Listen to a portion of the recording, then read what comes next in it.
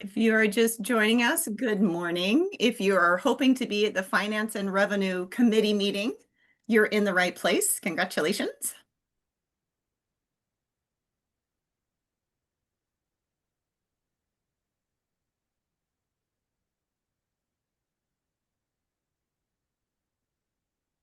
And I think we have all of our committee members here we were expecting. So I think we can go and get started. So again, good morning, everyone. I'm Mimi McDonald. I am the Executive Director of the Universal Health Plan Governance Board. I am not Cheryl Ramirez. I'm sorry to say. Our committee chair, is unable to make it to today's meeting. But thank you all for joining us. This is some important work that the committee is doing here, and we're delighted with all of the participants and the super fans. With that, I'd like to ask Isabel if you're ready, if we can take a roll call. Yes. So yes, as you said, Cheryl Ramirez is unable to join today.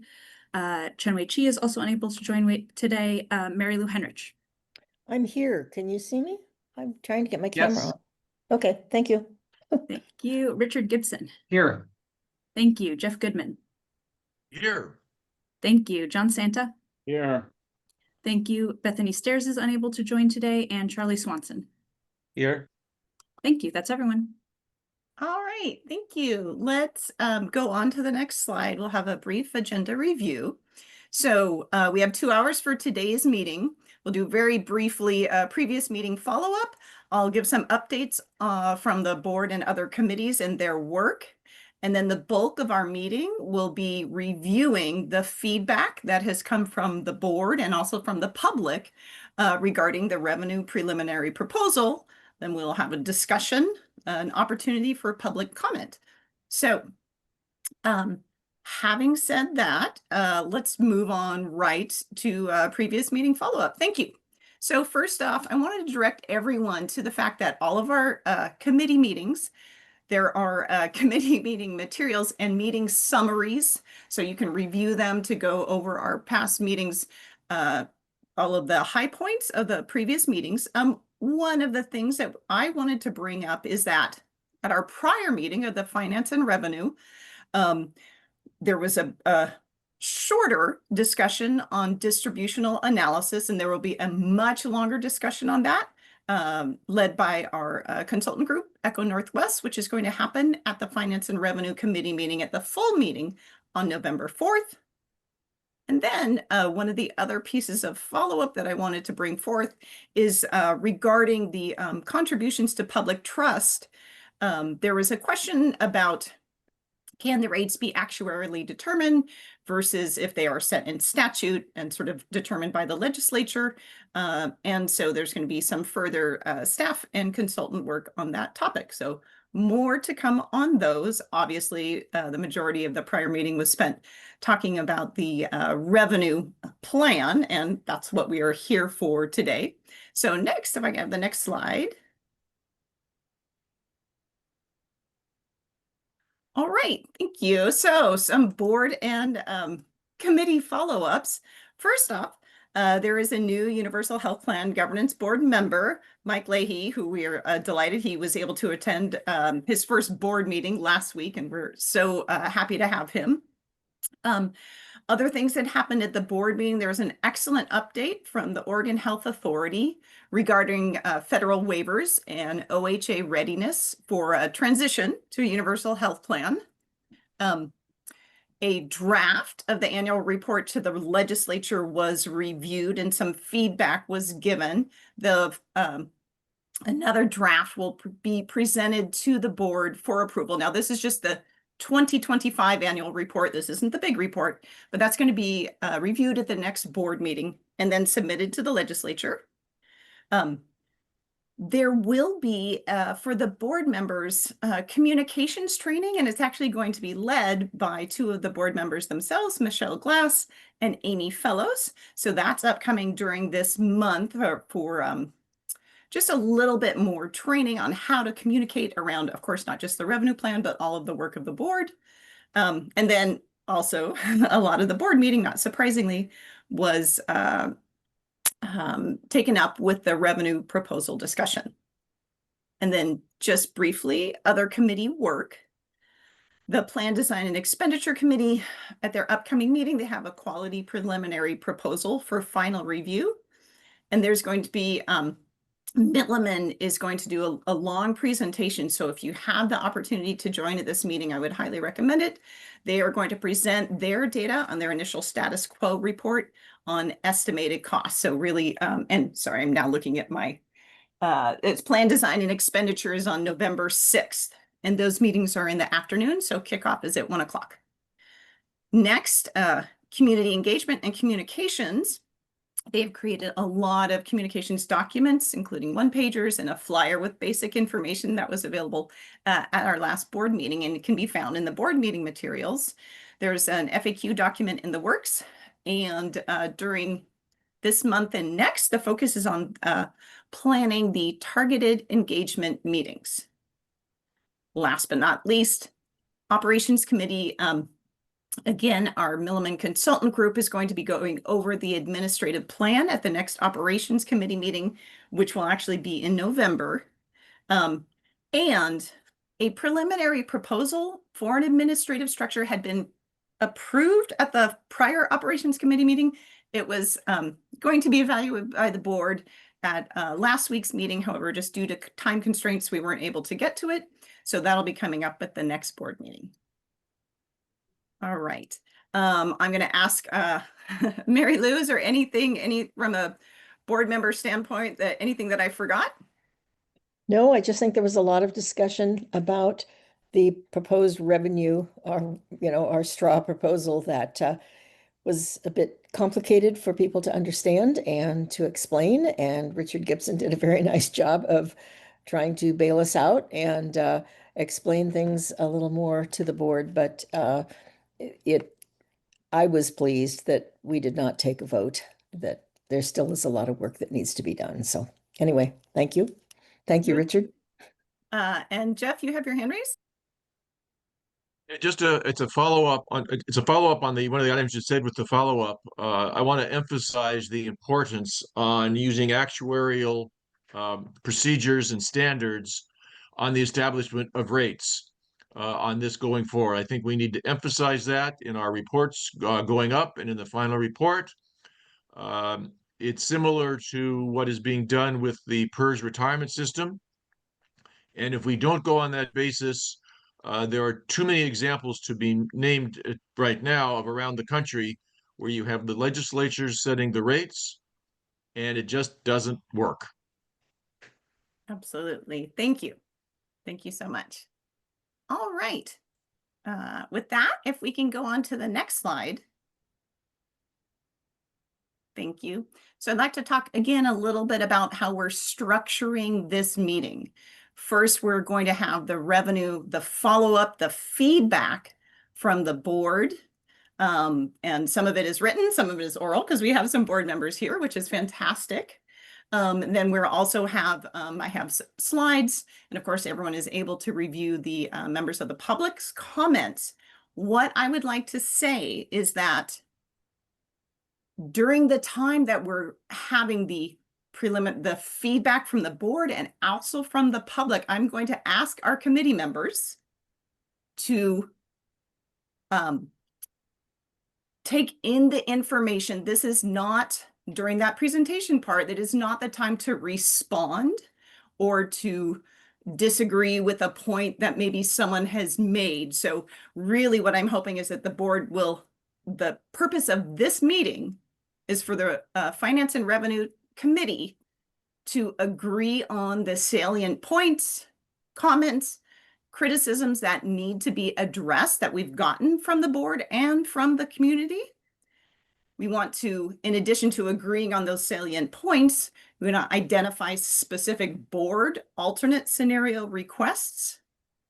And at the end of the meeting, agree upon a timeline, a method of evaluation, and a deliverable to all of these. So in other words, this is not going to be sort of feedback point and then discussion, feedback point, then discussion. We're going to have kind of all of the feedback is going to be coming up front.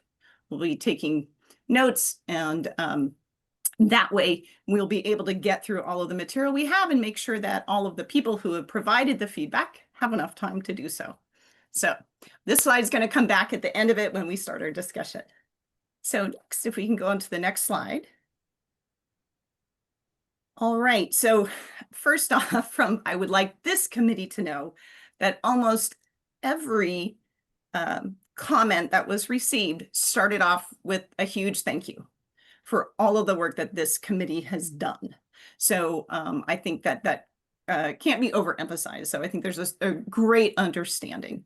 And so having said that, next what I'd like to do, I'm going to ask board member Mary Lou to provide her feedback also from her position as a board member, and then also if there's any other general board feedback comments that she thinks will be useful.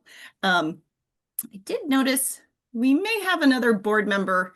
We'll see if our other board member who was on the call briefly is still here. I saw Judy Richardson was on, but she may not be able to stay on.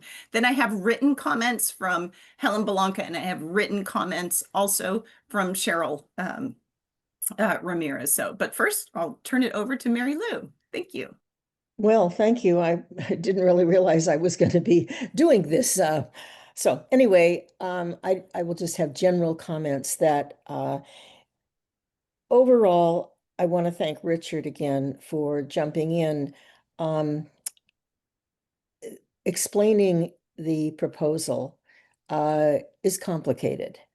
And Cheryl was very much pleased to have Richard there to help explain some of the details, because when you get down in the weeds of it, that's where a lot of the kind of questions about, well, what would this mean? How would that work?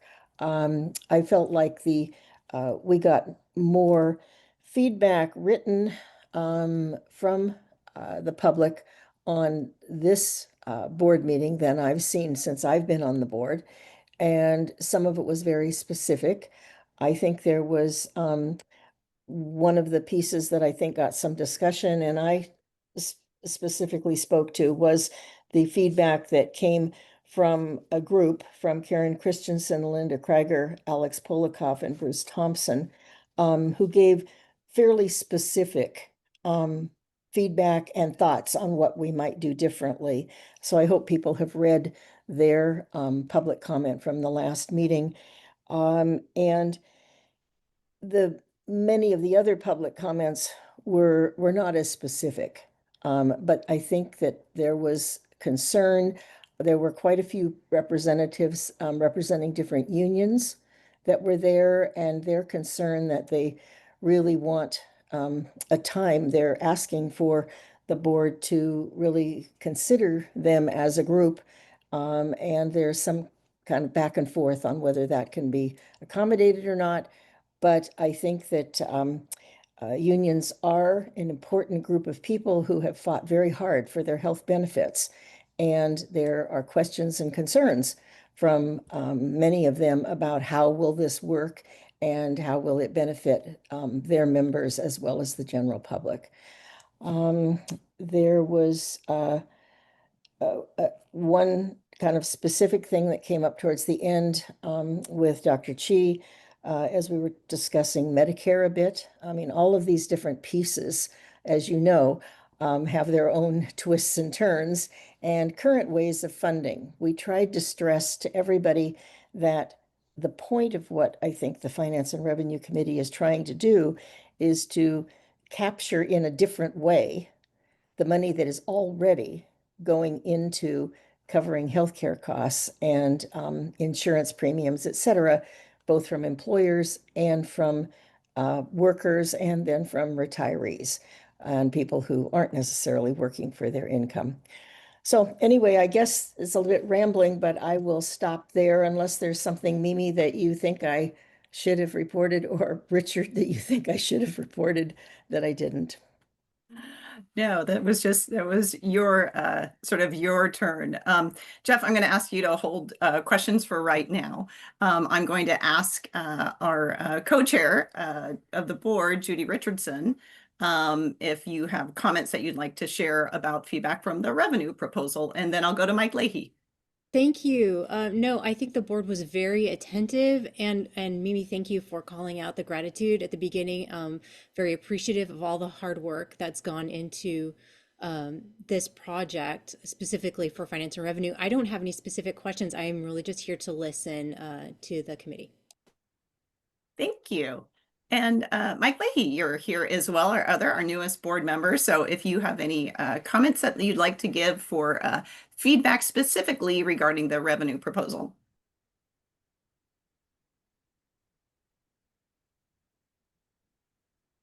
You're muted. Yeah, if you're talking, Mike, we can't hear you. All right, well, I will, we can circle back to Mike. He may be away from his computer at the moment. So next, what I'd like to do, Helen Belanca sent an email, and just give me one moment while I pull that up, but I have the highlights on the slide here, but I wanted to go over her comments. So again, also started with thanks. So I'm going to read from Helen's comments, because I think it's very helpful. So first of all, this is from Helen Belanca. Both the personal premium and the healthcare personal income tax credit are very confusing. I think the board would be interested in seeing a proposal that did not include these two things and an explanation of any unintended consequences of not including them. She stated that Morgan from Echo Northwest often points to a need to increase the equity with the tax credit. And so showing examples of what would happen with the tax credit and without it, in terms of how much people of different incomes would pay, would be very useful.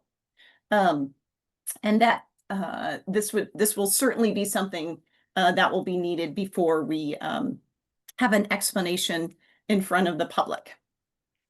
Next, she alluded to, and Mary Lou alluded to this as well, a proposal set forth by Linda Krieger and others that includes an alternate, simpler strategy.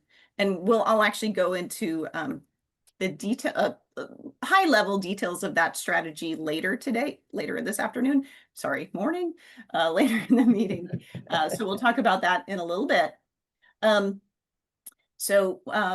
Helen Belanca wrote was that Linda Krieger and several co-writers submitted testimony to the board meeting that included an alternate, simpler strategy. I would be interested in seeing if her proposal pencils out to your calculations as well. My only comment on her proposal is that I would strongly prefer that no healthcare personal income tax begins before 200% of the federal poverty level. Just FYI, the proposal had a personal income tax starting at 138% of the federal poverty level, the one that was submitted by Linda Krieger and others. Federal poverty level in 2025 for a single person was $15,650. 138% of the federal poverty level was $21,597, and 200% of the federal poverty level was $31,300. I hope you all agree with me that we shouldn't be taxing anyone whose annual earnings are less than or equal to $31,000. All right. Can you go on to the next slide?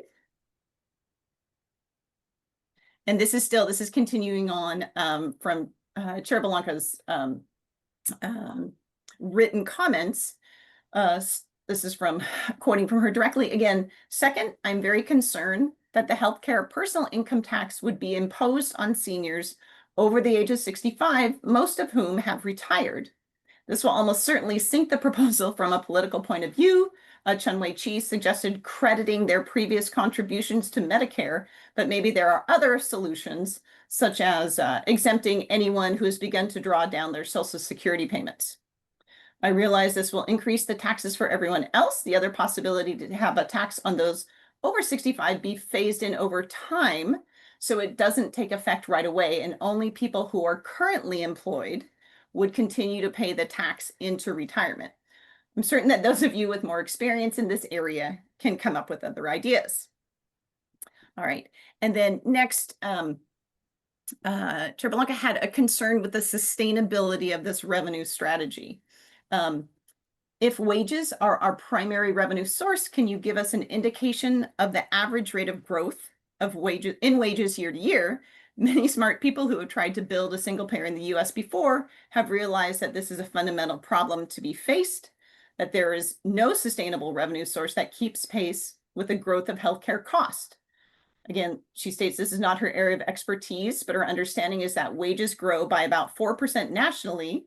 She's not sure how Oregon differs, but currently the costs in all healthcare markets in Oregon are growing faster than 4%. Oregon's healthcare cost growth target is 3.4%, but that's not necessarily the right amount, and we haven't been able to achieve it yet. Oregon's healthcare cost growth target program has a great website with additional data.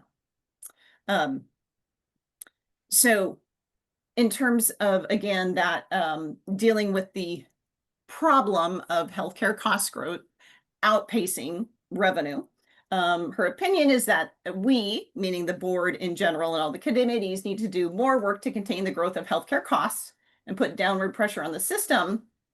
Would the committee consider recommending that the universal health plan operate with an annual budget whose growth is fixed and tied to some economic indicator or indicators? We would also want to see some evidence that it's a reasonable assumption that the revenue strategy can meet this growth target.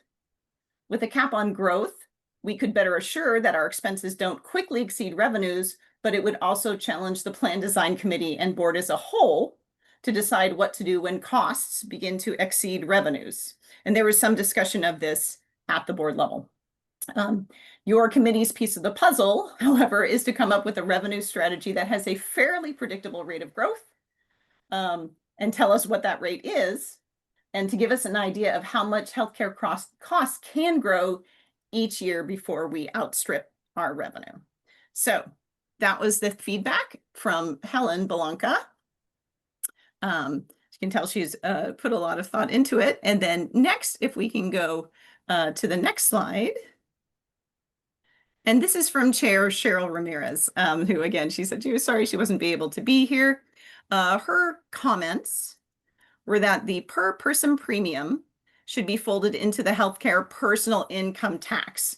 So instead of what seeming like two taxes, and that it is hard to explain how the per person premium phases in up to the threshold of that $4,000 for adult, $2,000 for a dependent, and also that for a family of four, this per person premium, even with the lower amount for dependent, still is a significant amount. She is requesting the committee that find a better way to explain the credit to employees from the employer payroll tax through the healthcare personal income tax credit. And then she made the comment that appropriate credit needed to be for Medicare Part A contributions. Again, this is something that was brought forth by Chun-Wei Chi. And then again, I think reiterating that, will the revenue streams keep pace with health cost growth? And so if we can go on to the next slide. Additional comments. Other supplemental revenue measures that were mentioned for the committee's consideration, subjugation taxes. So in other words, the potential for, I'll use the example of auto insurance. So auto insurance, if there's if a person is injured in an auto accident, then the auto insurer would no longer have to pay the medical costs if this person was covered under a universal health plan. How would that money that has been coming from auto insurance be put into the system? So there are other, malpractice insurance was another one of as well, certainly, because malpractice insurance can cover additional healthcare costs. Workers' comp has at times, I think there hasn't been a final board recommendation on workers' comp. There has been discussion that the way that the workers' comp is set up is working so well. Oh, subrogation. Thank you, Richard. Not subjugation. Yay. Thanks. That just makes so much more sense. Thank you. So the workers' comp issue, I would say, is still up in the air, although there's consideration for just, the way that it is currently working it seems to be working very well. And that would be sort of in its own realm and outside of this. And then lastly, of course, making the scenarios simpler, or at least find simple ways to explain them. All right, maybe if we go on to the next slide. And actually, Isabel, will you hold off on the slides, and I think maybe now we can pause and start at least collecting some of the salient features and points while we have them all in our head, because there are a lot of public comments, but I want to get sort of the board comment ones down first. All right, so now's the time for either people to chime in if they think about what comments and points that we want to make sure are addressed. And again, this is not a rebuttal to what what the questions are. This isn't the time to answer those questions, but just to sort of take note of them and decide how we're going to take care of them. And I see Charlie's hand was up first. So I want to say that in general, it seems like most people find it unfair when we treat employer contributions as essentially coming from the wages of employees. So that's kind of a fundamental thing that seems to be coming back and forth. There's a few people who are completely the opposite, that absolutely it needs to be that way, but most people seem to think it's unfair. And so I think we need to explore something without an EPT credit, with some EPT credit, and with 100% EPT credit. I think all of those need to be explored, and we need to continue to explore them. And I also think that we need to explore both with a PPP, a personal per person premium, and without. I will make comments about why it's in there in the first place. And I guess another comment related to what I think Cheryl put up, how will it be collected as, and the intent was it is part of the income tax. It's just, and it will be collected however the income tax is collected, the HCPIT, that was the intent. But it is a separate piece in trying to explain it. And I will make some more comments on that. I'm really curious on trying to get from Chun-Wei Chi how he envisions being able to give a credit for Medicare Part A. I don't see any way to do that, but he must have something in mind, and I would love to talk with him more about that and see what we can do there. I think it's going to be really important to have enough different scenarios, and I've been trying to make a spreadsheet that makes it easy to have a lot of scenarios to kind of show what the differences are. And so one of the, with the, for example, the PPP, I actually will make a comment about that. Without it, there's going to be a huge shift in payments from large families to small families, because right now, large families, at least above a certain amount of income, tend to pay a lot more for healthcare because they pay more for their employee portion of employer-sponsored health insurance. They pay more out of pocket. And so there's a lot of ways that they pay more, but with the way the HCPIT is designed, small families pay more than large families, even at high incomes. And so that PPP is intended to overcome that. So if we want to make we have to have scenarios that have both small families and large families, and how much their payments relate to what's going on now, and for each of those groups, because they're very different without a PPP, and with a PPP they get to be a little bit closer. Another thing that we need to keep in mind is that the employer payroll tax credit doesn't affect very much which income level pays more. That mostly affects within the same income level, which people pay more. And it's it depends on what you consider paying more. And it depends on if you consider the employee's portion as being part of what the employee pays. And so, there's many different things to keep in mind when comparing scenarios, but I do think we need to have both with and without the PPP, and try to show what effect that has, what unintended consequences that has. And one clear one, I guess I already mentioned, so I won't say it again. I'll stop there. There's probably more. I'll come back later. Thank you so much, Charlie. Jeff? Thank you. I agree with Charlie on the points that he's made. Number two, the overall conversations remind me of an old phrase from Senator Everett Dirksen of Illinois from several decades ago, which was, don't tax you, don't tax me, tax the other person behind the tree. The comments that are made also reinforce my previous comment about the need for the rates established to be actuarially set. Once, I mean, the legislature and the people of Oregon will put it in place, but make it comparable to what you have with being actuarial set. And then the other question is, from my earlier question was, can you elaborate or have somebody who attended the meeting elaborate on the union concerns, whether it was public or private, and the understanding that we're using the public employee benefit plus as our baseline for benefit coverage. So just some elaboration on those concerns. Thank you. I'm going to go to John Santa next. Yeah, thanks. Sorry I missed the last meeting. I was able to look at the last meeting and the board meeting, especially the board meeting. I thought it was a very interesting discussion, and kudos to Cheryl and Richard for doing that presentation, because I think it's our job to present this. And it was great to see them do that. I think it's the comments from the board, from the public have been terrific. And I think it's great to hear that we're going to take them seriously. We're going to look at the alternatives suggested, like Ms. Krieger's and her colleagues, and look at all those. You know, my quote would be from some past military guy who said, you know, the best plans don't survive the first shots of battle. This is not surprising. In fact, it's good because we're listening and we're going to learn, and I think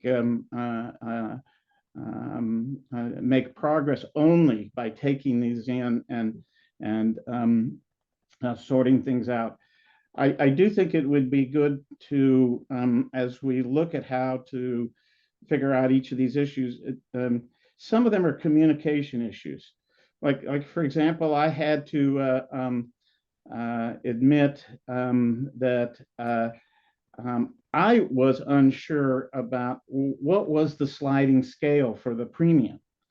And as I looked back at materials, we weren't clear, because some of the commenters seem to have gotten the impression that that's a flat 4,000 for everybody. And I don't think that's the case. No. So some of this is communication issues.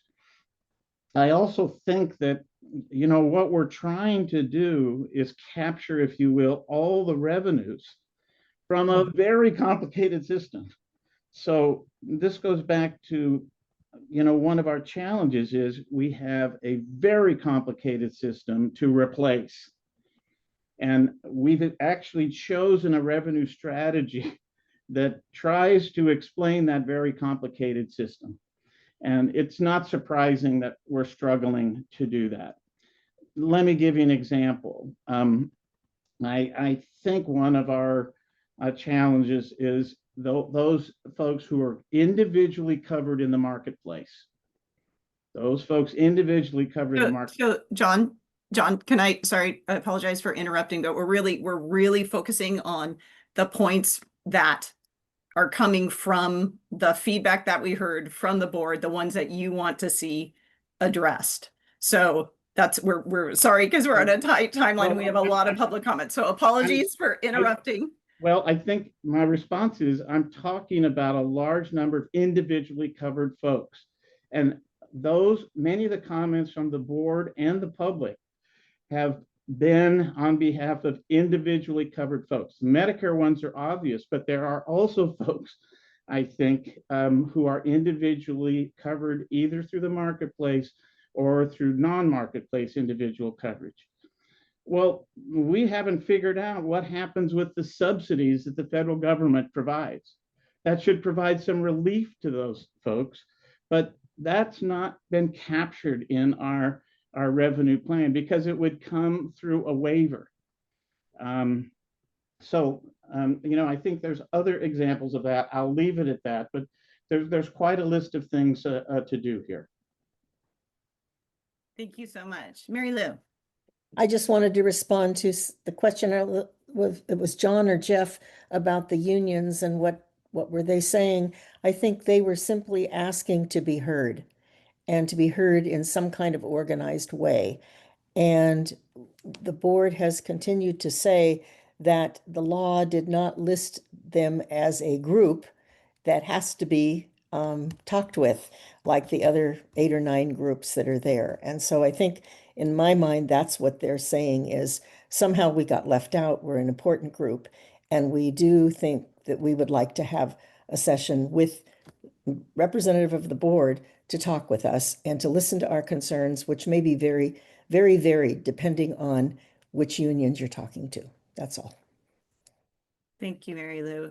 And Mike Leahy, we called, sorry about this. I don't mean to put you on the spot, but we had called on our board members to see if they wanted to give a comment. You weren't online at that moment or available. Is there anything that you would like to provide for feedback that you perceived from the revenue proposal from the last board meeting? Mute, Mike, you're mute.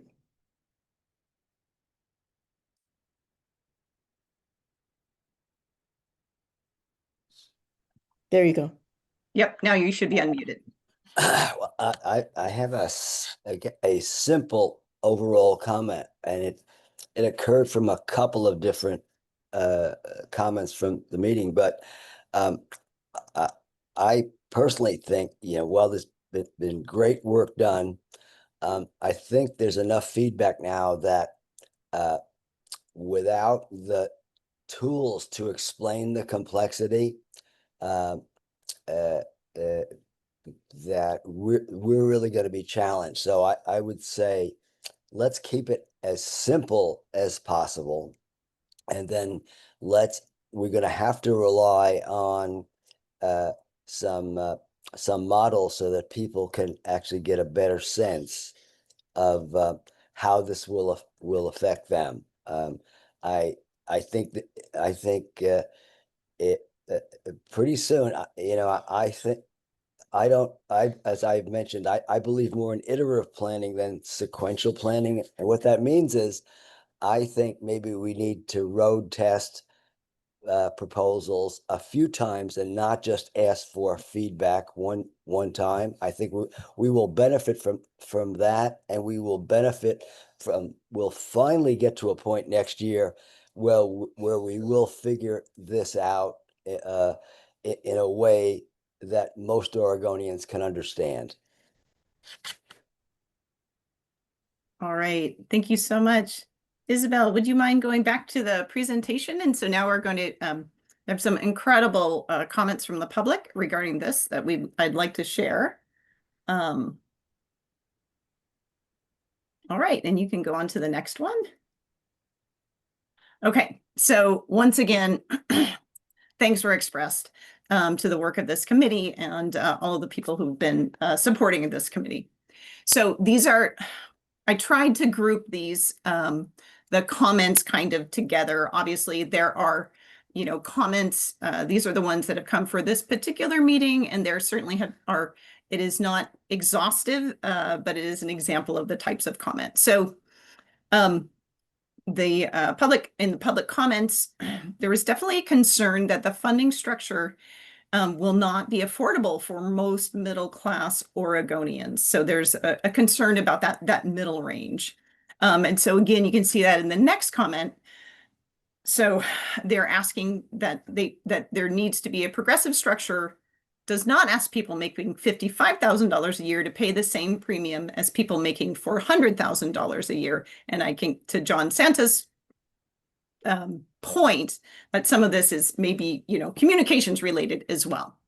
Another person expressed their concern with the plan's reliance on employers and with the tax credit concept, which seemingly leaves self-employed individuals with a very high cost burden.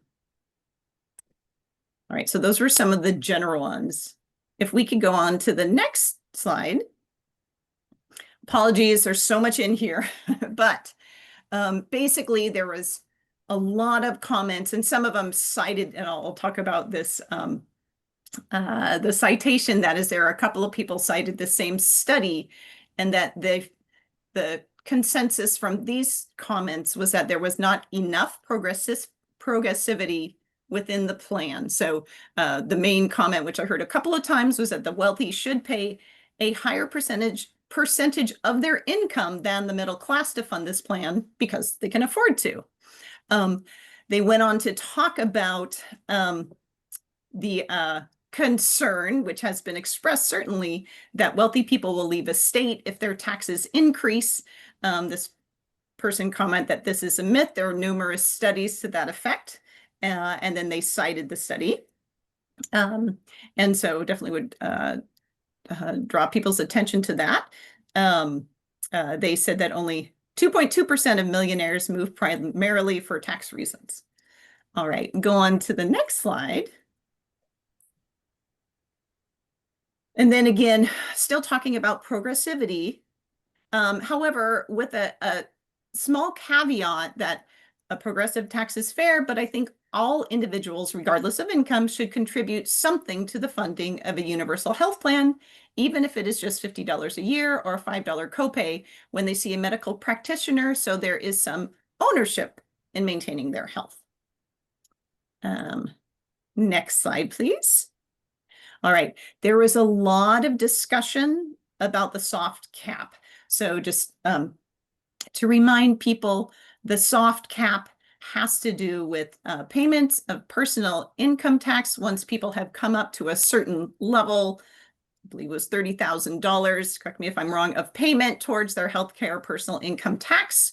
That instead of being taxed, their income taxed at 9%, that it would be dropped down. I believe 3% was what just was in the proposal. That doesn't mean that was really what is recommended. But so these comments were around that the soft cap should be eliminated or at least significantly raised. So, and I'm assuming that they mean like the dollar amount should be raised so that high income households contribute proportionally more.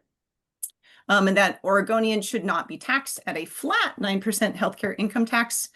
An alternative would be to replace the flat tax with graduated brackets that scale up with income, sort of maybe similar to some other like federal income tax, if I may say that. All right, please go on to the next one. All right, once again, so there's more about the cap structures. The per person premium cap of, which I guess I'm not sure that it would be considered a cap, but the per person premium amount of $4,000, this came from a teacher, means a teacher like me making $65,000 a year and a CEO making $650 pay the same premium amount.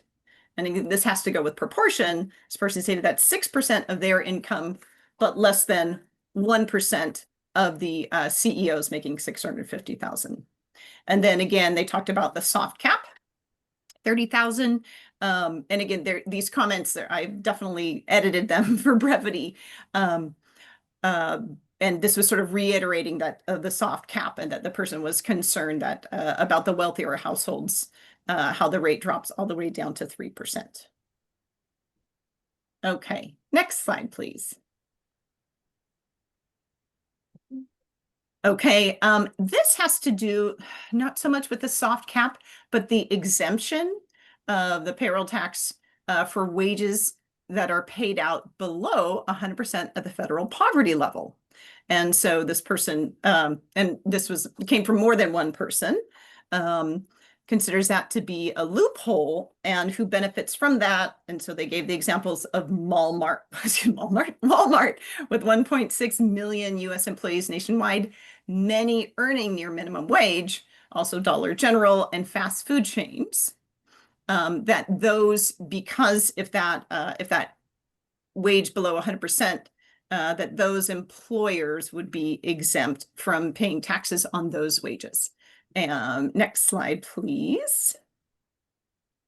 And then this is to further talk about this example.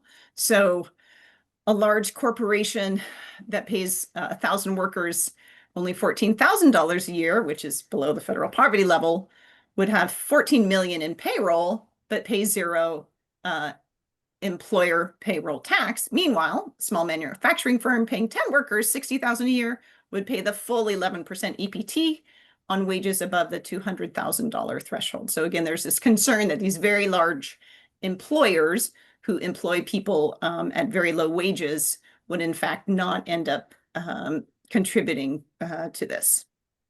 All right, next slide, please.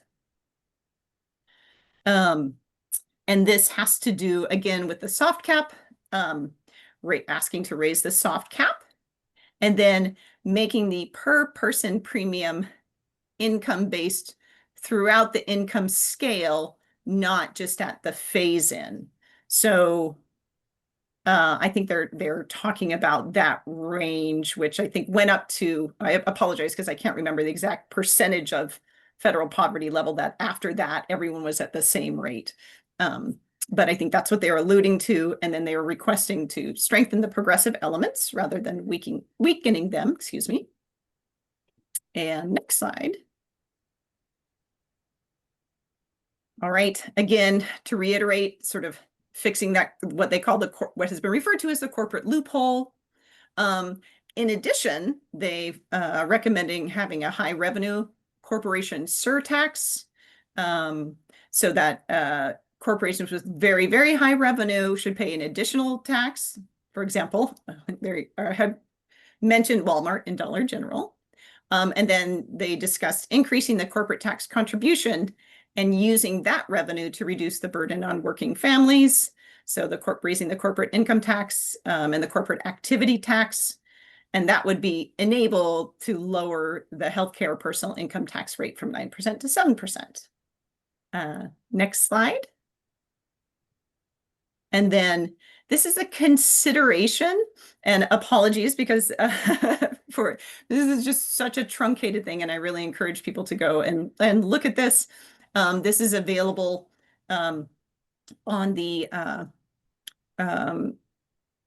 from the board meeting, from the last board meeting, which was, on October 16th, if you look at the public comment section. So the proposed structure of individual employer payroll taxes, phase premiums, tax credits, and multiple thresholds, this group feels is overly complex and introduces a significant administrative burden on individuals in the state. So they were requesting for a simpler structure, for example, a payroll tax of 9% with $200,000 overall payroll exemption, personal income tax of 5% on income over 138% of federal poverty level. Again, this is where Chair Belanca mentioned that her preference would be that this would be closer to 200% of federal poverty level, and then a soft cap of 40,000 with a marginal rate of 2.8%. And then the last slide that I have before we get into all of y'all's discussion, this is just a couple requests for scenarios. There have been other requests, but I wanted to specify these. One, please create a scenario for single person, retired state employee, and they gave, how much they're making on their PERS pension and distributions. Make sure the scenario being for a single person. And then another one stated that please provide estimates of people that will fare worse under the universal health plan. In other words, that we're not paying anything. How much would they need to pay? What would that scenario look like? Okay. So Next, we'll go on to the next slide. And maybe, actually, we can probably take this slide away because we can, so it's nicer if we can see everyone's faces. And start taking comments. Again, first, hopefully focusing on things that we want to, that this committee wants to address from that feedback. And I'll start with Charlie. Yeah, it looks like there's going to be a lot of different sorts of tax plans and almost too many, but I think we need to keep them in mind. It's also pretty clear that people don't understand the PPP because they, the examples they gave of saying, they have to pay it, when you're 55,000. No, you probably pay nothing at 55,000. Even a single person would probably pay nothing. So there's certainly a misunderstanding about that, but and I'm trying to think of how we could word it in such a way. I mean, the reason it's complicated is because we're trying to make it fair, and a simple system would have so many things that would be unfair. But it depends on what people think is fair and what's unfair. And I also completely agree that we need a whole lot more scenarios. And I think we just need to have like a chart of scenarios or something. I'm not sure how we do it, but in general, I think it's going to be hard to come up with enough different tax structures to explore all of the possibilities in a reasonable way.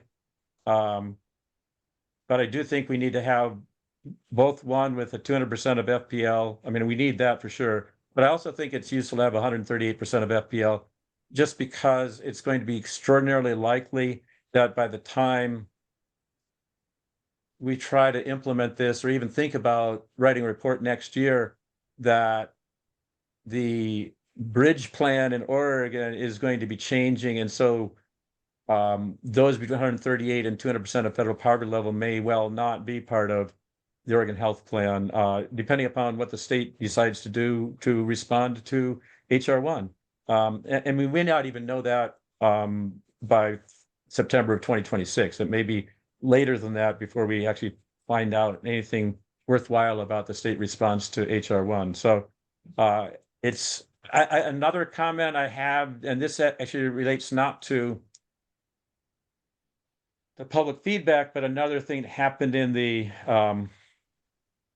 board meeting, and that was that our 2030 start date is probably unrealistic. This is really from Laurel Swerdlow's presentation, and I'm not sure how much the board has had to respond to that, but she was saying, yeah, 2032 would probably be the earliest we could possibly imagine. And so I'm at some point we need to wrestle with that as well. So there's a lot of things we need to wrestle with that, and I'm not quite sure how we started about going about it. I'll stop there. Thank you.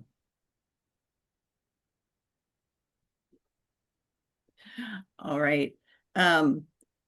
So I'm not seeing any other hands up. Oh, Mike, please. Okay, I just wanted to respond to Charlie's observation. I did make a comment at the board meeting, Charlie, that how do I say this thing in a politically correct way? I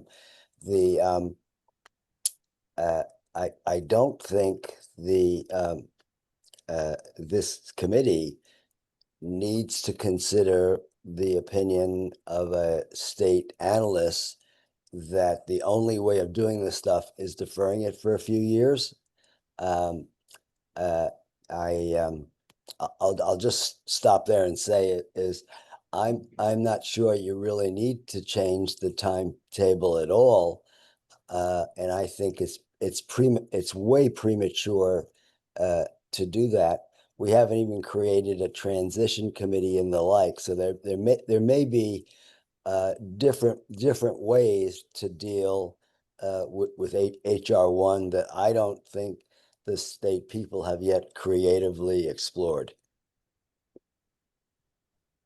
Thank you, Mike. John has his hand up. Yeah, I think there are a couple topics here that with information may resolve some of the questioner's concerns. For example, in Medicare, you have to have paid Medicare taxes for 10 years for Medicare to pay your Part A. If you haven't paid for 10 years, then you have to pay Medicare Part A premiums. And so really the question is do you want to subsidize, the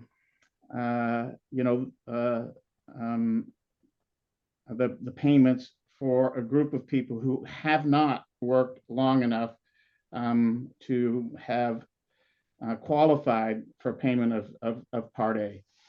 I was surprised, for example, when there's a number of folks who come into Oregon and elsewhere because their children are working here. Many of their children are wealthy and doing well, and that's a significant number of people who are paying Medicare Part A premiums, because there's no way they weren't here to work for 10 years. So that's a small group of people, and a lot of it has to do with eligibility, and a lot of it has to do with does the board want to consider people who are over 65 who are residents but not eligible for Medicare to be eligible for this plan and to pay? What do they want them to pay versus not pay? Follow me? The subrogation issues, those are standard issues that all insurers have dealt with for decades. I suspect that Milliman could give you a pretty good estimate of, what impact that would have on to what degree that would provide some revenue. There are some interesting interactions that could happen. For example, workers' comp in a single payer environment may be less because, a lot of people who are uninsured and get hurt at work, the only way it's going to get paid is if it's workers' comp. You follow me? On the other hand, if they're in a single payer where they're eligible and getting paid, that determination is less important to both the provider and them.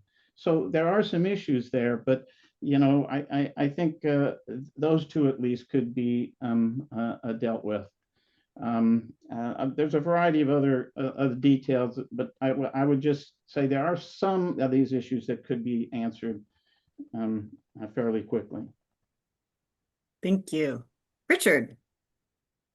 I do think that one of the big areas that we need to address is large employers with very low wage workers. Because those people are getting care at the cost of the public in multiple other ways, and that is something we need to address. I think the intent of our limits on low wage workers was so that small companies can gradually ease into the healthcare funding, but totally agree with big employers should be paying even on their low wage workers for sure. So the second thing is, one of the big reasons for the PP per person premium was to account for family size. And again, it was already brought up that large families will push their costs onto small families without having something that addresses family size. And our current tax structure, well, we need to introduce the concept of federal poverty level, which is based on household size, and that's related to dependence, but may not be the same. But that's complicated. I do like having a less complicated structure. I agree totally with Charlie that we made it complicated so that we made it more fair, and I think we can address that. But I am sensitive to the fact that it's so complicated that we're not winning people over with it. One thing I need to bring up is, we didn't say in our proposal that we will constrain the cost of healthcare. We're just assuming that the cost can be constrained. We haven't addressed that yet. If you had 4.3 million people in Oregon all getting all insured by a single payer, you would have the chance perhaps to negotiate on drug prices. So that has to be done if we're going to bring down the cost of care. Number two is the Prescription Drug Affordability Board is working on maximum payment rates for drugs. That's very, very complicated. We do have a lot of legislation about pharmacy benefit managers, because that's a lot of rent seeking that dramatically adds to the cost of care.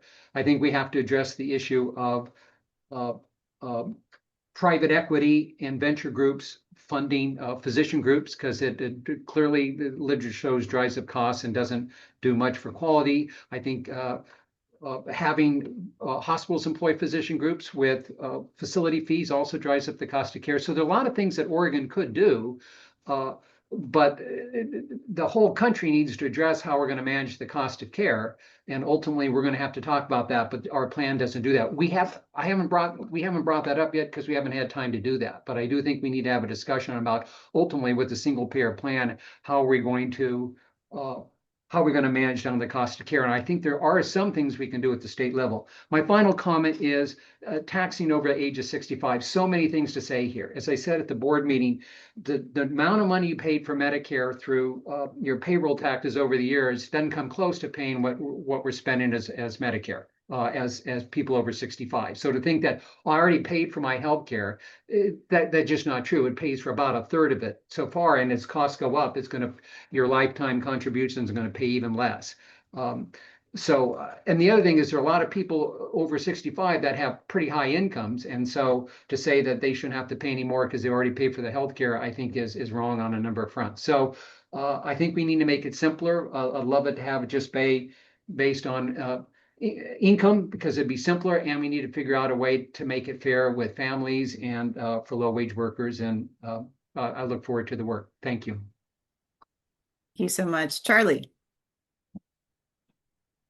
So related to the subrogation, the current estimates of how much money we need to raise basically assumes that all of those other payers of health care, other insurers who pay for healthcare, auto insurance, whatever, are not money that we need to raise, but will continue in some manner. And we also, when I put together the spreadsheet about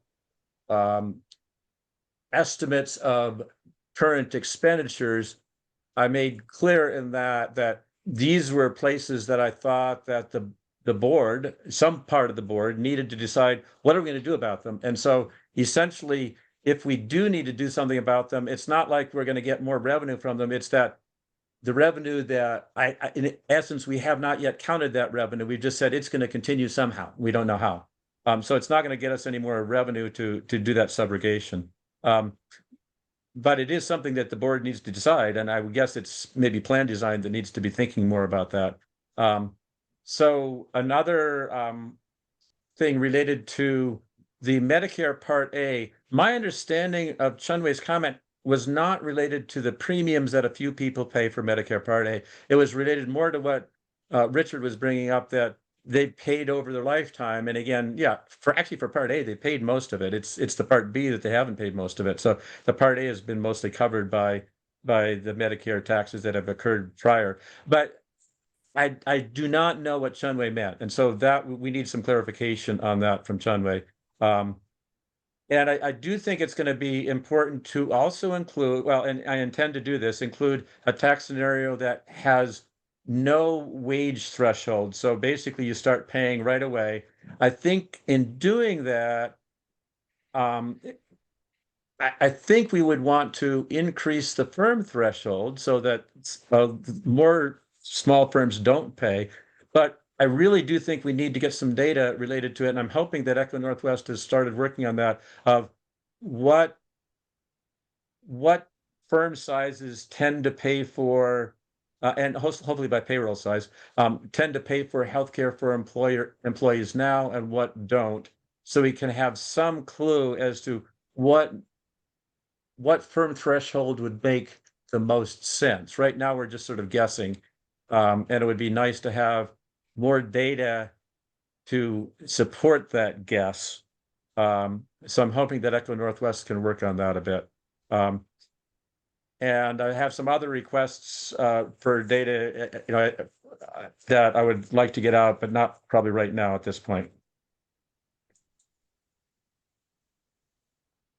Thank you, Charlie. Mike, did you have your hand up again, or is that just left over? Oh, just left over. I'm sorry. No worries. How do we All take that off?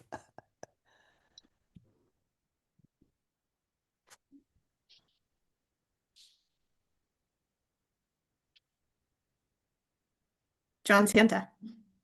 Yeah, well, I hate to keep beating the same drum, but if the board is serious about controlling costs, at the top of their list will be controlling administrative costs. Yes.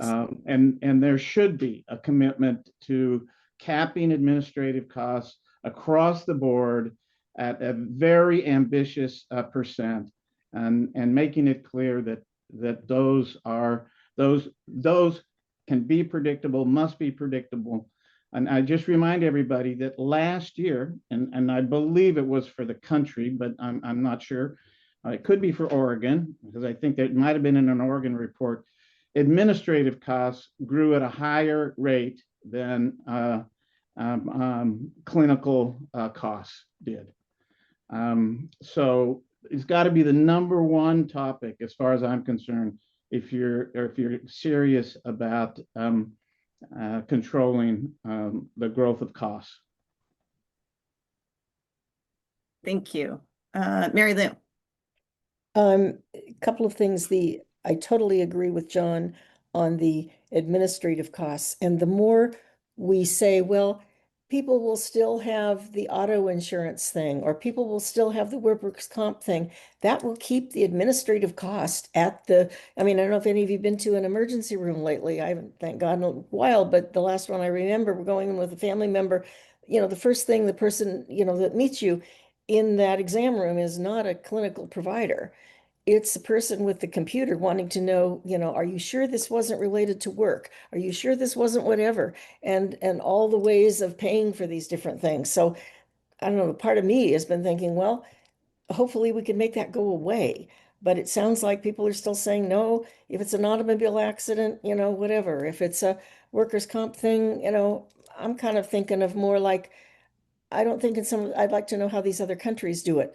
But my thought is that when I've talked to people who've been in Canada and have had something happen, that hasn't been the first question that they're asked. And I don't know if they're ever asked that, but that's just an observation. The other thing that I think, in terms of some of the stuff that we talked about, communicating whatever our plan turns out to be, more clearly and in a way that people can understand it. But one of the things that I think many people under age 65 or whatever people start claiming getting Social Security, and I kind of got in trouble for responding to somebody, and I'm sorry for doing that. But the fact is, younger people didn't have an idea that Social Security is not taxed in Oregon. I think that's a significant thing as we talk about people who are receiving Social Security. There's already a total exemption of Social Security tax for Oregon tax. That's all. Thank you. Okay. I am looking to see if there are any other hands. And I'm not seeing any. I think right now would be a great time for our, I'll ask Isabel. Isabel, do we have people signed up for public comment for this meeting? Oh, We do, and we have before we get to that, Charlie, you just snuck that hand in there, didn't you? Have at it. Go ahead. Well, so rather than going on to public comment, I have a number of other things I would like to talk about, and that are essentially related to, I guess, sort of requests of something from Echo Northwest. So I think that would be the place to get it. So, or perhaps some other entity that we can deal with. So among the things that went into the needed revenue, and I guess actually the expenditures in Oregon, it was attempts to figure out how much is spent on healthcare by employers, and that included both private and public employers. And one of the things that I'm becoming aware of is, and that was in the Optimist report, is that there's a lot of public employees that are covered by something other than OEB and PEB. And that data was really difficult to find what that was. The only place I ever saw anything about it really was in the Optimist report. And so it would be really nice to get detailed data on how many people, how many employees choose PEB or OEB coverage, how many covered lives are there? What are their expenditures? And it'd be nice to have that for a few years so we can look at trends. And then what about all the other public employees? How are they covered? And how many of those employees opt for coverage? And how many covered lives are there? And how much expenditures do they have? So that last part of the non-OEB and non-PEB, I really couldn't find anything about. And I would assume that DCBS or OHA or maybe both have some of that information somewhere and could help with providing that data, but it would be really useful to have. And then that relates to the other part of the private insurance piece, and that is the way I did the calculations in the in my revenue estimates was to say the leftover was private employers, and but it was really unclear if that data is right. So I'd really like Echo Northwest to look into that and check out that revenue, or I should say expenditures based upon NHEA data. And it really was based upon a whole lot more, but it was outlining, the outline is NHEA data, but that part was really questionable. And we need to have that double checked for a number of reasons. So I guess I'm requesting that that be done and that we get another piece that we should be able to get, but I don't know how, is I would expect that the Legislative Revenue Office or the Oregon Department of Revenue has models of how much can be raised by various taxes that have a lot more detail than what's publicly available, but I might be wrong on that. I don't know if there's really more than what's publicly available, but it'd be nice if they have modeling programs that we could use or that Echo Northwest could use, and that so that we can actually get more robust analysis of what can be raised by various tax structures. So that I think we need to have as soon as we can get it, if it actually exists. And I don't know, maybe it doesn't really exist, but I think it does. Another thing related to, I guess, going back to PPP. So one way to think about what's going on with the HCPIT, the personal income tax, is that there's an exemption based upon federal poverty level, which is based on family size. And so the exemption is greater than the is greater with the greater family size. And that exemption continues with the way the tax structure is all the way up to the highest incomes. And so one of the things that, in my mind, the PPP is doing is overcoming that and saying, and when I look at the numbers that would require just to overcome that, you'd need about a 12,000, I think, well, it depends on the tax rate, how much you would need to do, but the PPP could be set to basically just overcome that. But then you're just saying it's equal for all family sizes, not greater for larger family sizes. So in general, what we might do is say, well, what target do we want? We want to overcome that as it phases in, but then when it gets to the biggest amount, it should be that the biggest families actually pay more, and how much more. And so one of the target proposals might be to basically as much more as the lower income families pay less. So basically to not just overcome the individual exemption, but to sort of double that amount so that it reverses that that small family size exemption at higher incomes. So there's a variety of ways to look at it, but I think that's going to be necessary to be thinking about that a little bit to figure out how it goes. And so it's really just part of the income tax, but it's part of the income tax that makes it so that FPL exemption doesn't continue to make small families pay more than large families. So I'll stop there. Thank you, Charlie. And it looks like Mary Lou, you have your hand up. Yeah, I just have a quick question about, and I don't, maybe this has been presented somewhere else, but I have no sense of family size in Oregon. I mean, are 50% of the people, single, when they turn their taxes, single people or whatever, and how many large families are there? I mean, it's almost kind of like the issue of the various quote sin taxes, and is worth kind of, is it a big enough deal that we're worrying about this? I mean, I look around the people I know and people in my neighborhood, and we don't see many big families, so maybe they're hiding out there someplace, but also their income level. And is it already taken care of by lower income, or, I don't know. I'm just kind of like sitting here going, I don't understand, how many there are and what they are and what difference it will make. So that's all.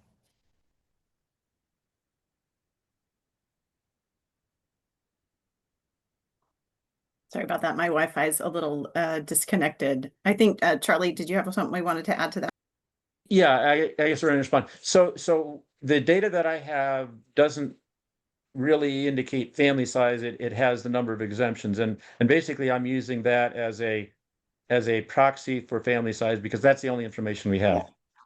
And so there's a lot of two-person families in Oregon. So there's, for lower income, it's single families, and for two, at least one exemption for most lower income filers. But by the time you get up to, a little bit above median income, it's primarily two income filers.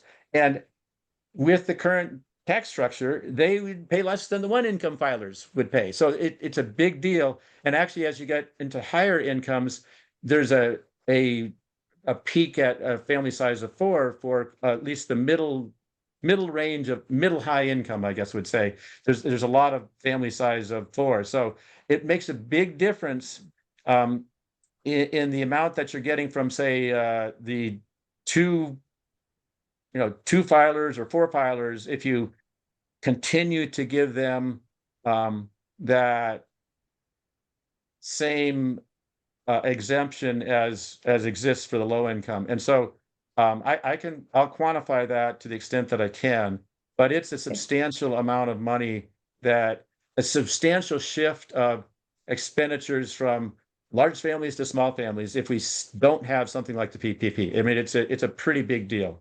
Okay. Yeah. Thanks. We can talk offline. Thank you, Charlie. And I'd like to point out, Judy Richardson put in the chat that the average family size in Oregon in 2023 is 2.98, almost 3 people. And then also Isabel put in the chat public comment from the October 16th board meeting. So you can click on that if people wanted to get more details. Thank you. All right. And speaking of public comment, I think if we are ready now, we'll move to public comment. Then we'll have a chance to summarize before we're all done. But I think Noel will take our public comments. Yes. So as expressed in this meeting, the committee really values members of the public providing public comment. Public comment can be submitted at any time via the board's website. I can put that link in the chat once I'm done giving the spiel. But for written public comment, we ask that people submit that 72 hours before the meeting so I can process everything and get it posted. And for oral public comment during the meeting, we ask that people sign up 24 hours in advance. You'll have about 2 minutes to share your public comment, and I'll put the timer up on the screen. We have one person signed up today, and that is Tom. So Tom, that timer should be up now, and whenever you're ready, you can take it away. I have meeting time. I'd like a little more than 2 minutes, but I'll go ahead. Thank you very much. This is necessary work. My name is Tom Sinzik with Nurses and Friends for Single Payer. I want to start out with the senior comment. I'm a senior. I'm on PERS. Grab that PERS money. There's so much administrative waste in that whole PERS system. And on an individual, besides the administrative waste of processing this, tax me at 15%. I'm not a high income person. I have my PERS income. It's not the highest in the world. And it's just ridiculous, the waste in the PERS system. In addition, there's a constitutional amendment the system is broken. Oregonians know it. They want the change. They want the work you're doing.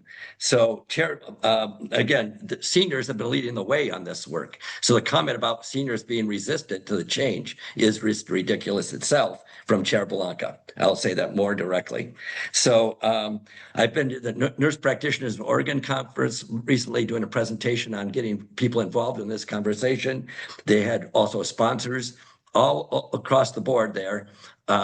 Whether the sponsors or the nurse practitioners themselves working from a variety of organizations are completely behind the fact that this transition needs to be made. So take that into account as something that's very important. I'm looking at my other notes. Basically, maybe you've already talked about this. The state has a dedicated medical exemption, that has to be considered. Maybe you were already talking about that. But keep in mind that people deliberately keep wages down so they stay on the Oregon Health Plan, and employers deliberately pay people less so they can be on the Oregon Health Plan. And calculating all that into your conversations is going to be very, very important.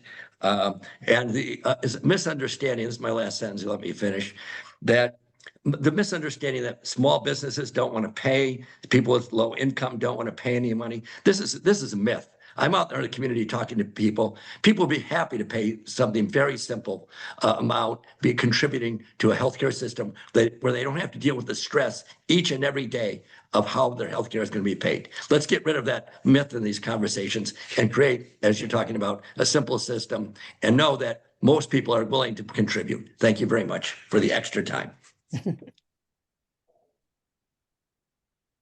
Thank you. That's all the public comment today.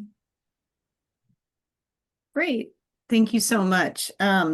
So I think now is a good time to talk about what were follow-up points. I think that there were, again, I think you all brought forward from the committee members, the points that you thought were salient and things that do need to be addressed.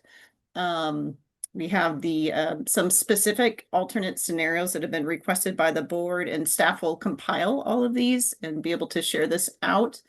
I think that one of the things that it's unfortunate that Chair Ramirez isn't here, because I think one thing that this committee does need to be cognizant is the timeline of these deliverables and the amount of time that the Finance and Revenue Committee has to make changes.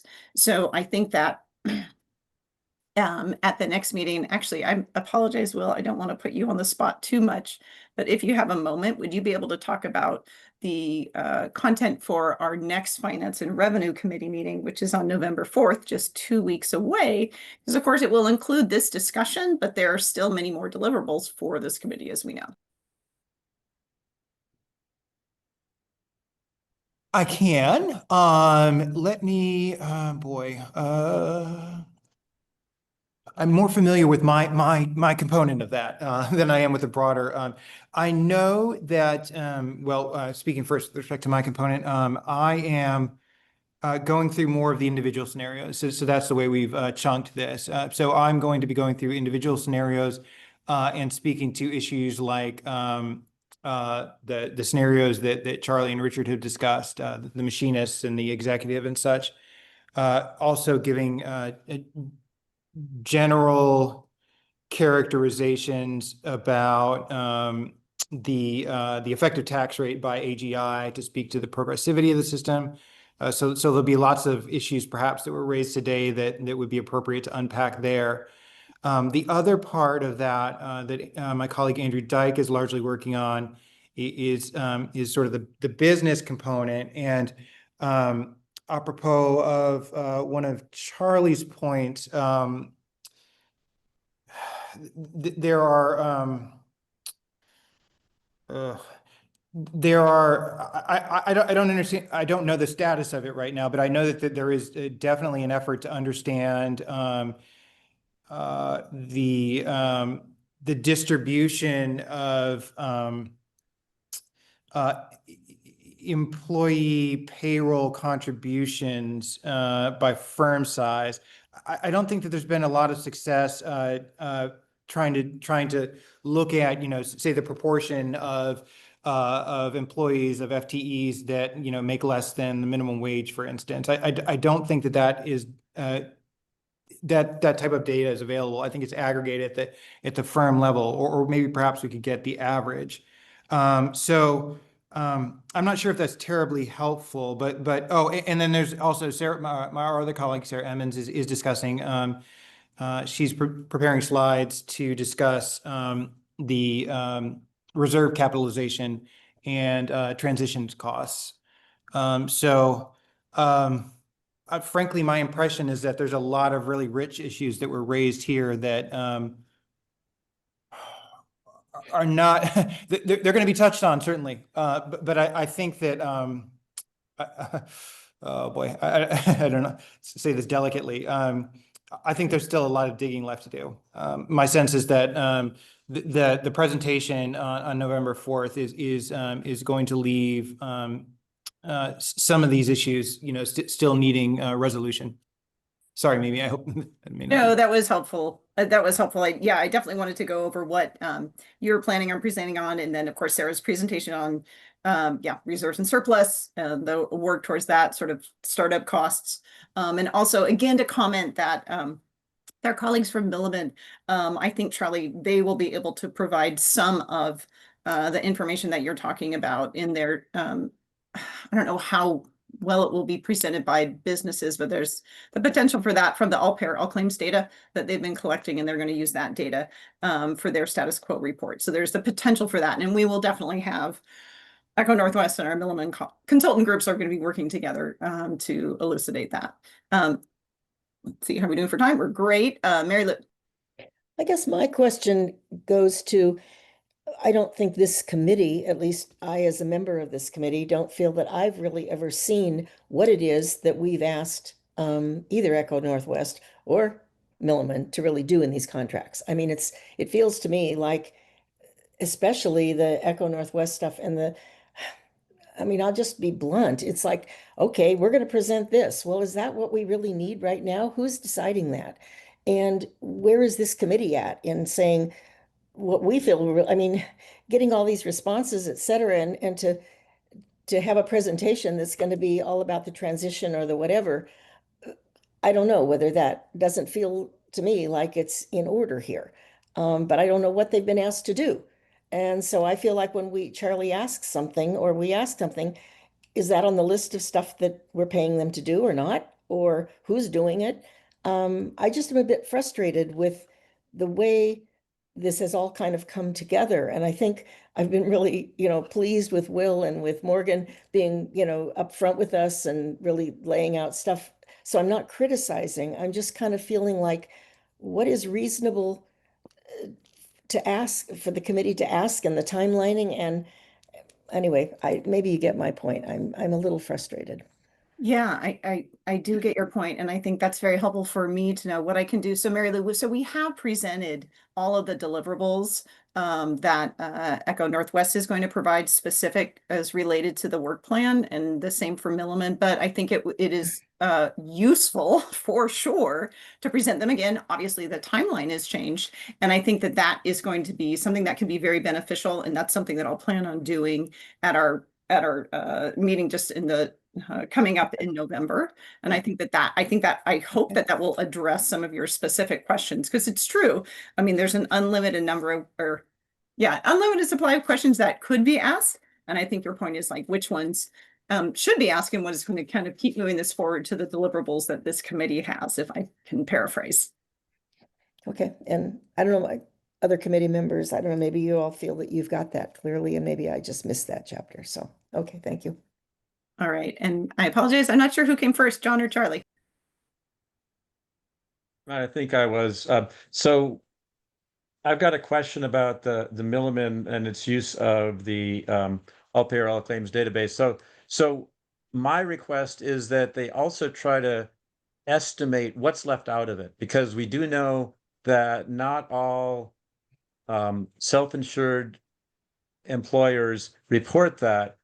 So to the extent possible, it would be nice if they could say, this is our estimate of what's left out. And so we can have a reasonable idea of what the total might actually be. Because we know that what's there is not right as far as being the total. It's just a number that comes out of, this is the number of people who reported. So that's one request. And another is, this relates back to something I asked about earlier. So my understanding is that PEB used to be mostly self-insured, and I'm not sure if that's still the case. So when we talk about self-insured, is PEB still a big part of that? And what about all of the other public employees that are covered by non-PEB and non-OEB? Do they tend to be self-insured, or are they fully insured, and what fraction of each? So all of those things, it seems like data should exist within BCBS or OHA on that, and that we should be able to have that data, and it'd be wonderful if we could get it. So thanks. Thank you. And some of the PEB OEB data has been presented at the operations committee meetings. And so I'll go looking through and finding which ones and kind of finding, in the presentations and sort of earmarking them. So for when it will be beneficial. And I will just say that from working with the DFR and just the self-insured employers, because they are not obligated to report a lot of the information on their healthcare costs. You are right that is there's a reason you haven't found it yet.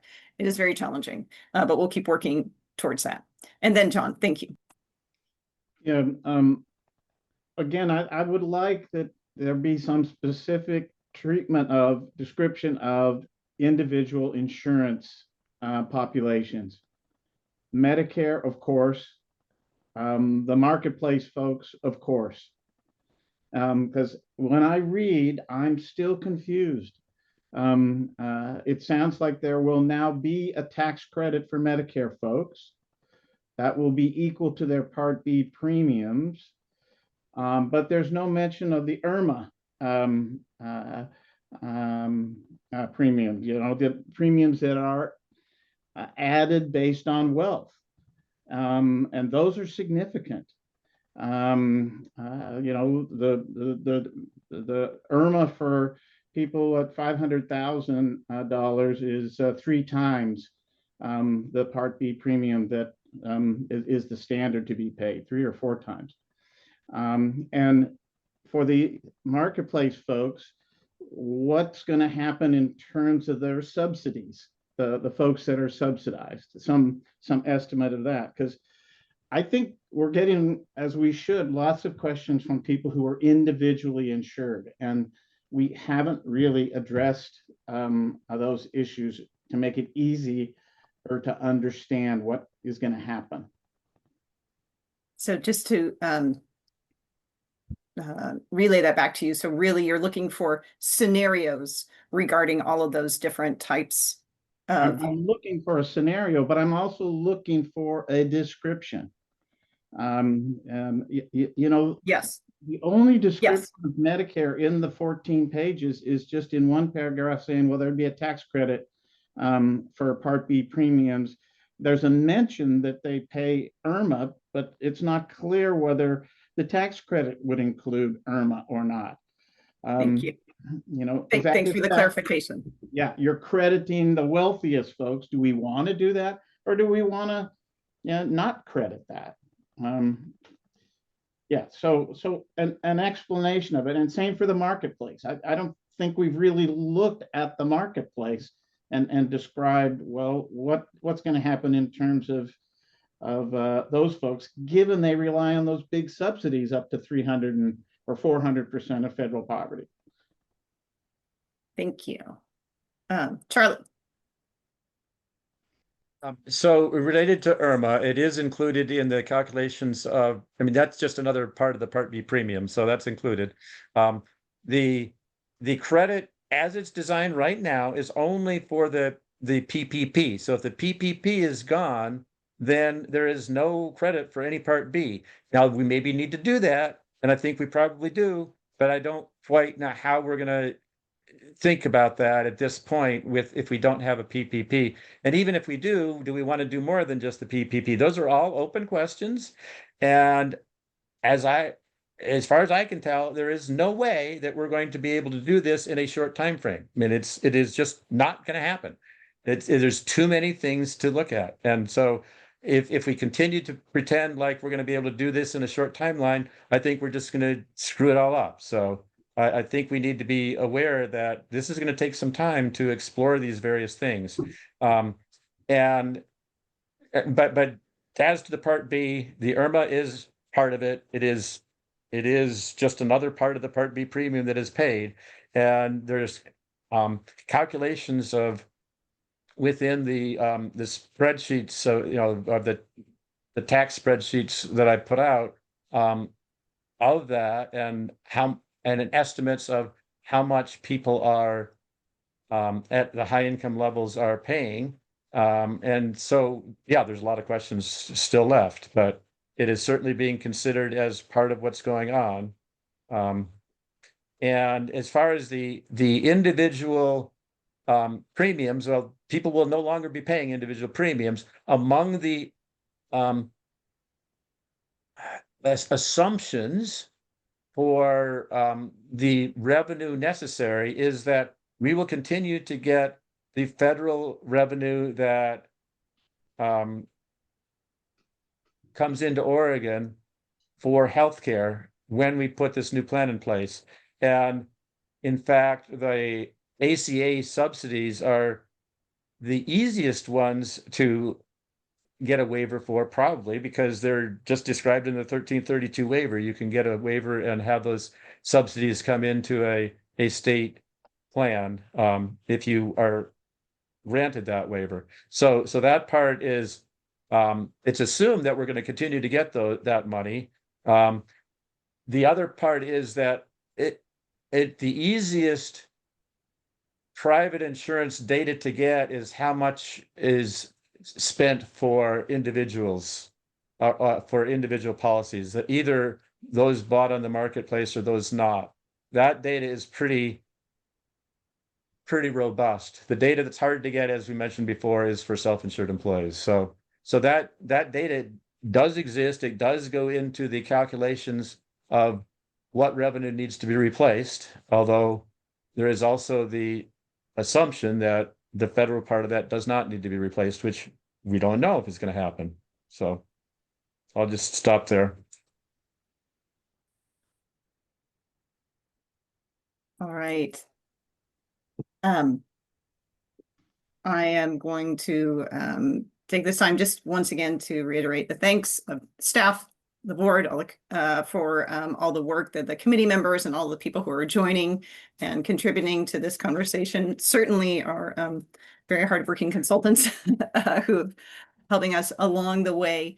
Our plan then, so steps moving forward, staff will compile, from this meeting, a list, a summary, and then we'll work with our consultant group and board chair on the specific highlights and requests. So certain, as I mentioned, salient points, requests. We're going to work on a timeline. Mary Lou, to your point, I think it's great coming back with that and saying, okay, specific RE, the deliverables of the work plan, the deliverables from our consultant groups, and our timeline. So we can bring that to you at this next upcoming meeting.